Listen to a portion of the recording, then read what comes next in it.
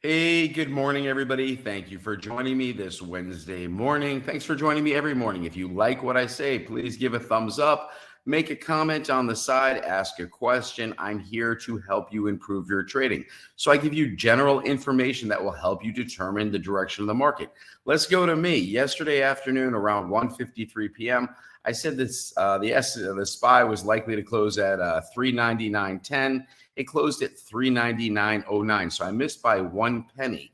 So people made comments like, dude, did you make any money off that? It didn't really move all that much in the past 2 hours since you made your prediction. And here's the catch.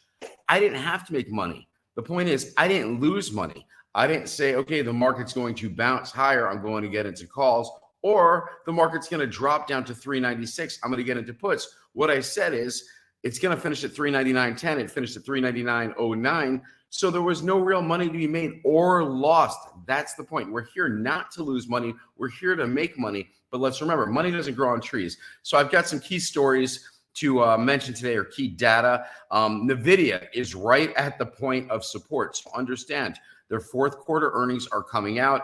Intel missed, AMD missed, NVIDIA is coming out with earnings, I believe, today after hours. Again, they're right on the support line. So if we break under and if NVIDIA reports bad earnings, then expect the stock to drop significantly. Next, I can mention Intel. When Intel was $30, I mentioned Intel would likely be $26. Yes, it took an extra week to hit $26 on Intel, but Intel hit $26 this morning. Next, Fed's bullish. Market may be overpricing U.S. recession risk. This is the same Fed chairman that mentioned that we're probably going to go up 50 basis points, or at least it's on the table. So he's telling you one thing, which would put downward pressure on the market. Then he's telling you the market may have overreacted, telling you, okay, maybe there's room for upside gains. Okay, what else? The VIX, which judges volatility, current volatility. I'm not talking about the UVXY, which judges future volatility in the market, but the VIX, which judges current volatility in the market, is at its highest level since December of last year. The 10-year note is at its highest level since November of 22. Again, the 10-year interest rate going up is no good for the market. What else do we have? Oh, very, very interesting. Okay, SPX, which is similar to the SPY, but the SPX put call ratio. Okay, so obviously if puts are higher than calls, market sentiment is bearish and the market will go down. Well, the market sentiment put call ratio decreased from 17% from yesterday, was at 1.61 on Friday, meaning for every one call, there was 1.61 puts, okay? That's how you determine the ratio. So it was 1.61. Now it's only 1.33. What does that tell me? It means those that were involved with puts on the market secured profit yesterday. They probably secured profit when the SPY was at 399 and the S&P was at 3990. Understanding that there's a main psychological point on the S&P or the SPY right at the 400 level where we are probably pre-market. Let me just check that out for everybody. Yeah, we're at 399.90. So understand that's a major psychological issue. And I'll put my phone down for a second. We'll talk about the psychological aspects of the market. So the market's at 400, which is a key level. So you must say to yourself, okay, if they're going to buy up the market, can I see the market going up to 415 or 420 on the SPY? If not, then that upward pressure will be slight and will be minimal. So even if we see some type of pop, that would just tell me, okay, Matt, now you have the opportunity to get back into puts. All right, simple as that. I'm looking at the longevity of the market, like going out 1-2 weeks. So I say to myself, even if they want to purchase the market and buy up the market today, is that likely to continue through the rest of the week? And the answer, common sense answer I get right now, is not really. So again, if I'm going to get bullish on the market, even for today, it will be a simple day trade, and that's all. Yeah, I guess we're having some internet issues. I apologize for that. We do have Fed minutes coming out today. I believe that's at 2 o'clock. It could be at 2:30, but generally it's at 2 o'clock. Fed minutes are nothing new. It's Fed minutes or their notes from the previous meeting. So we're going to see the detailed notes, or at least hear them, and that'll give us some inkling on how the Fed plans to proceed going forward, whether it'll be 25 basis points or 50 basis points for the next hike. Next, Dark pool. We know I love to talk about the dark pool orders in the SPY because it tells me where we might have rejection at the top or where we might find support at the bottom. So here are some two key points yesterday.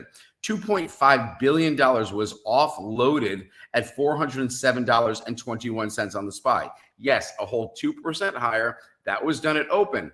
Then in the afternoon, an additional $1.5 billion was offloaded or purchased at $399.07. So that's telling me $399.07, plus or minus 20 cents, could be actual support. And again, we dropped down the low yesterday, I believe was like 398, maybe 80 something or 70 something. So again, 20 to 30 cents lower than that latest dark pool purchase or sale. Again, that tells me that we could be, it could show support at 399.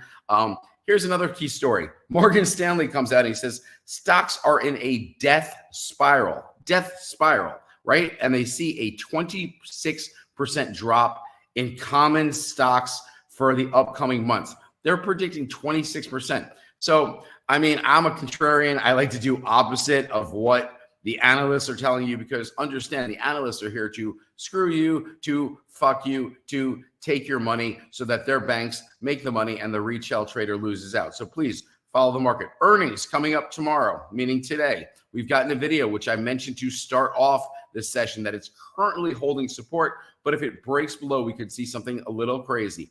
Then you have Lucid. Let's remember, Lucid rumors pushed the stock from $9 to $15. At $15, the dark pool level told me 1.4 million shares were being sold for $70 million. At 15, what happened from 15? We went back under 10. So you're talking about a bump up to 15 and then a drop of 33%. Now, that's not the only stock to do that. I mentioned Upstart last week. I mentioned Roblox, when Roblox spiked like 30 or 40% that one day. Well, it's dropped what? 4 consecutive trading days since the spike. All right, we have Etsy earnings. Now, Etsy projected pretty decent earnings for quarter number 4. So they have a lot to live up to. So again, I'm paying attention to Etsy. And then we have Teladoc. Now, Teladoc, a lot of people were using Teladoc services during the COVID period, during the pandemic. I used to reach out I probably used that service about 6 or 7 times. Haven't used it since. I now go to my standard doctor. So Teladoc could suffer a little. Again, they have earnings. We know Kathy's a big supporter. We know that there are other large institutions that have taken a nice position in there. So I'm watching because we could see a 10 or 12% drop. Speaking about 10 or 12% drop, Coinbase, which came out with earnings, was expected to move either 14% higher or 14% lower. The implied move going into Coinbase earnings was 14%.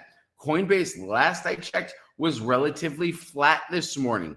Understanding that revenue was slightly up. Their loss at $2.46 a share versus $2.55 was slightly a beat by 9 cents, but they still lost a shitload of money. Now, here's the catch. They ended quarter 4 with $5.5 billion in cash and cash equivalent. So that's extremely strong for a balance sheet, especially for a crypto company. But I'm assuming Coinbase knows that they needed to have a lot of money on their books because they tend to lose $1 billion per quarter. That still hasn't changed. So I mentioned that the previous time. Okay, here's an interesting play. We always look for where we can make money, you and I. So I saw bullish divergence on Johnson & Johnson, which has been pretty beat up for the past couple of days, right? Johnson & Johnson, they're going out with the 3/10 March $162.50 calls. They swept them off at 86 cents each. Again, they're going out for March 10th, so that gives us about 2.5 weeks to be correct. Again, that's something I'm looking at. A trade I'm looking at is Johnson & Johnson to be on the bull side of there. What else do we get? I mentioned the dark pool print for the SPY. Okay, here, interesting.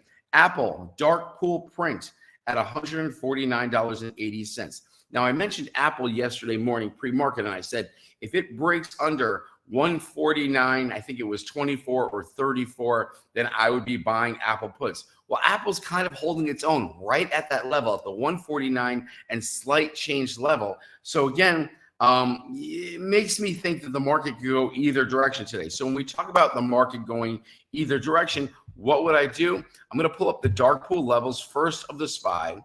Let's just go there. Before I pull up the dark pool levels, let's look at the market in general. So here we go. I looked at this chart this morning, and what does it show you? This is the net flow for the market. So red line, it is the price that people are paying or the premiums of puts. So as we're seeing this, premium and puts went up. And if you just look at this as any other chart, you're following it here from the beginning, bump, bump, bump, up, up, up, up. What does it make me think is going to happen? It looks like premiums are still going to go higher. The call premiums, they've gone up slightly, but they're kind of holding a flat line while the market drops. So it's telling me that people aren't getting heavily involved in calls saying, okay, well, the sell-off yesterday was just that, a sell-off yesterday, more consolidation. Let's remember when the SPY was sitting at 408, I mentioned we were going to see consolidation. We could see consolidation all the way down to the 399 level. So that is what I mentioned last week. Let's talk about specific levels today. Let me bring up the SPY dark pool levels. So here we go. We've got to go down to the bottom here. 399.80. So right under 400, you're seeing a $6.7 billion worth of SPY dark pool level. Understand, that's relatively small, especially when you go up to the higher numbers of 25 billion, 12 billion, 20 billion, 18 billion, 14 billion, 9, 8. Then we get down to the sixth level. So it's telling me if the market decides to remain bearish and they start selling all the pumps or spikes in the market, then we can easily drop under the 399.80 level. Let's just call it the 400 level because psychologically 400 is a key level. Above that, small dark pool level at 401.75, pretty small at 403.69, and then we're going all the way up to 405.64. Let's just call that 405.50 because it's easier to remember. So again, I'm going to give you my bull case scenario, my bear case scenario. If you have any questions, please ask on the sidelines, and then I'm going to mention some stocks that I'm looking at on my watch list, either bullish or bearish. And I'll probably mention about 5 stocks. But let's go on to bull case scenario. Bull case scenario is the market, the SPY, finds support right at the 399 level. Understanding we did drop a little under that to 398 and high change yesterday. We saw that, revisited it this morning pre-market. We were right at that level until the market got bought up. I believe that happened around 7 a.m. Again, I don't pay much attention to pre-market or after hours because understand there are some stocks that are going up this morning. Palo Alto Networks, right? Internet security. They're up $14. I think they're at 185 right now. So they're probably up, 10% this morning. Wingstop up 10% this morning. Again, so there are companies that came out with decent earnings that are popping. It's telling me even if the market goes down, these stocks are still going to relatively hold their own today. Okay, so again, bear case scenario. Bear case scenario we'll start with. SPY is sitting at right now probably 400 pre-market, 399.79. Understanding next level down is the 399.80. But if we break that level, yes, I think we're going to 395. So a bear case scenario is, here's the scenario playing out. We see a pop on open. SPY goes up to 401 and change. The dark pool level on the SPY at 401 was, drum roll please. Oh, I'm on Apple. How did I get to Apple? Somebody else must have looked up Apple. Here we go. Dark pool level of SPY, 401.75. Again, it's this very small level, but here's my bear case scenario. The market opens, the SPY goes up 2 points, which is 0.5%, all the way to 401.75 plus or minus 20 cents. So it could be 401.50, could be 402. At that level, it rejects. It rejects off light volume because there hasn't been any crazy volume. And again, we have the Fed speaker, the Fed notes from the previous meeting coming out at 2 o'clock today. So that will play an important factor in the market. And I expect we're going to see significant volatility right at 2 p.m., even though these notes are from the meeting from the previous week. So it really shouldn't play that big of an impact, but people are going to be paying attention to the words that are used. So again, bear case scenario, market pops on open. First 9 minutes to the first 15 minutes, and we see 401.50, possibly 402 on the SPY, and then the drop happens. Boom, one drop. Then we have a double dip, meaning around 10:20, you see a little bit of a reversal. Might be curving up. You're saying, okay, let me get into calls. No, I'm telling you, not yet. Please wait, because what we could see is a double dip. Same thing we saw yesterday, and then the market fades a little. I wouldn't see a turnaround in the market until we find support. And again, you're looking to find support when you have increased volume, and the increased volume is buying volume. So again, bear case scenario, pop up to 402 or slightly thereunder. and then we drop and fade to 395 at some point during the day. When I say 395 from 402, shit, I would take 396 or 397. If we're at 402 and I get into puts and we go down to 397, let's not even say 395. Let's say 397. That's 5 points. That's 1.25%. My put options would probably make, I don't know, somewhere over 140%. So that's one strategy. That is my bear case scenario strategy. Bear case scenario, pop up to 402, fade, going down. We see 397. Again, we could see a little lower. Why? Because there's negative sentiment in the market. Okay, that's the bear case. The bull case scenario is, bull case scenario is we saw a ton of selling yesterday. China sold off 0.5%. So I would say to myself, okay, 0.5% seems pretty fair. We're opening at 399.72. Again, this is going to be your bull case scenario. 399.72, go to 400, and then we quickly sell off to continue yesterday. And yes, this will be bullish because we're going to bounce pretty quickly at 398, let's say 70, something to that extent. Again, we're going to lose about 0.5% on the SPY, and then we're going to see a quick bounce. And if you see the quick bounce right to the 400 level, that's going to tell me, okay, we're going to be bullish today. So I'm looking for the quick drop. If we see the quick drop within 20 minutes, I'm going to be into calls at the bottom once I see support, and I will ride them up to 402. So if I get in my calls and we drop to 398.80, let's just say yesterday's low or where something close to that, and I get into calls and I ride it up 4 points, there's a strategy. My negative bearish strategy is we spike on open, we go up to 401.50, 402, I see rejection, I get into puts, and I ride the puts down to 397. Now, let's remember, nothing happens instantaneously. So I'm talking about a drop in the market of 5 points up to 402 down to 397. That is going to be a full day event, meaning we're going to see a drop, we're going to see a bit of a rebound, we're going to see some choppiness in there. You have to give yourself enough time not to die. Enough time to be right in your strategy. So that's my thought process. Again, bull case scenario, we're dropping to 398. We're finding support at yesterday's low. We're going to bounce off there, and we'll see 402 on the high side. So you're talking about a 4-point increase on the SPY. Bear case scenarios, I'm looking for rejection right at the 401.50 or 402 level, somewhat close to after the market opens within 15 or 20 minutes. And then we drop down to the 397 level. Again, looking for 5 points there. So I have two different scenarios. Now, I mentioned I was going to bring up some stocks. I see some question from Armour about Oxy. Understand, energy is getting crunched in a bad way. So I would stay away from Oxy. I would stay away from Chevron, Exxon, the XLE energy. Why? Because if the world is going into recession, energy and oil prices will continue to go down.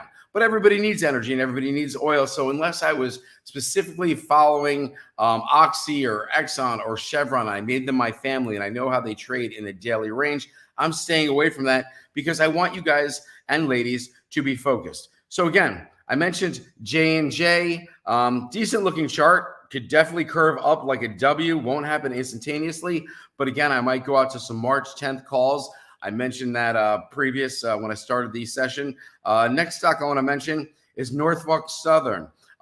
We all heard about the train derailment in Michigan. Well, they are responsible. The EPA came on and they said that Norfolk Southern, NSC, will be paying for all of the cleanup going on in Michigan. And if they don't, and the EPA says that they aren't doing their job, the EPA will pay for it themselves. And then the EPA will charge Norfolk Southern 3 times whatever the cost is. So if it costs $10 million, they will charge them $30 million. Now, I mentioned $10 million. That's not a real number. It's expected to cost them at least $1 billion in the 1 week since the train derailment. Then I have another Union Pacific. They had trains derail in Nebraska. They're at 1%, but it's still on my list. Apple at 148.48, where we closed yesterday. I mentioned 149.14 or 24 was a key level. Again, we're not there. We're still at 148.88. So I'm going to stay away from Apple. Again, Apple had its first outflow day yesterday. Again, outflow days generally run consecutively. So it wouldn't surprise me if Apple goes down and touches the 145 level. Again, if the SPY is going to drop and we're going to see 397 today, understanding that or 396 today, understanding that we're close to the 400 level, you're talking about 1%, then I'm going to say that Apple has the potential to drop 2% again, and we need to touch that 145 level, which has been support in the past. So that's Apple. Again, I'm not playing that. Lyft, I mentioned yesterday in a positive tone. Lyft and Uber, I mentioned these on Discord. If you want to join our Discord, there should be a link below, or at least instructions right there on how to join. But the part is, I use Discord. Why? For all my dark pool levels, for all my algorithms, for all my net flow. What else do I use it for? I look at big options trades on different stocks that I'm looking to invest in.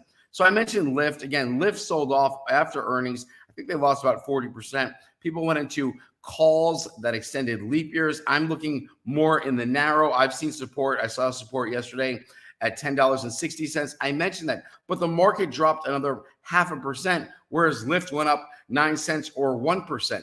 So the point is, Lyft was going up or finding support. The market was dropping. So as long as the market doesn't fall off a cliff, I'm looking at Lyft, and I'm also looking at another one at Uber. Now, Uber was $34.20 where we closed. I mentioned it at $33.92 yesterday. So it went up 30 cents or 1% as the market was dropping. So again, Uber to me has support. Now, would I chase at $34.40 pre-market? No, I would let Uber come down to the same point that it was yesterday, where it was interesting to me at $33.92. Same with Lyft. Would I chase Lyft? No, because I saw Lyft yesterday, $10.54. I got interested in $10.59. So the fact that we're $10.69, 10 cents over, and then we're up 7 cents pre-market, I would wait for Lyft to come back to the $10.60 range right there. So it would have to come down about 15 cents, which is about 1.5%. But again, I'm interested bullish on Lyft, bullish on Uber. Roku, I'm staying away from. AMD, again, AMD will be impacted by NVIDIA's earnings. We already saw what Intel did. Intel slashed their dividend from, I think, 32.5 all the way down more than half to like 16.5. So the point is, Intel, short term, that sucks for Intel. Long term, it's a great move for the company to slash their dividend. But let's remember, when Intel moved after earnings, got sold off, and then they were buying it after earnings for 3-4 straight days, I said I expected Intel to drop to the $26, $27 level. Again, we're there now. Context Logic, I'm staying away. Tesla, I'm staying away. Pinterest has a little interest. That's rhymes. Pinterest has a little interest. So again, Pinterest could easily spike back up given a bold day or bold 2 days in the market to the 26.50 range, which would be a whole $2 higher, which would be about 8%. I think the downside on Pinterest is pretty limited right now. So again, I'm looking at Pinterest and I'm saying there is support. Elliott Management is a stakeholder of a bunch of percent. There are probably other conglomerates that have tied into that as well.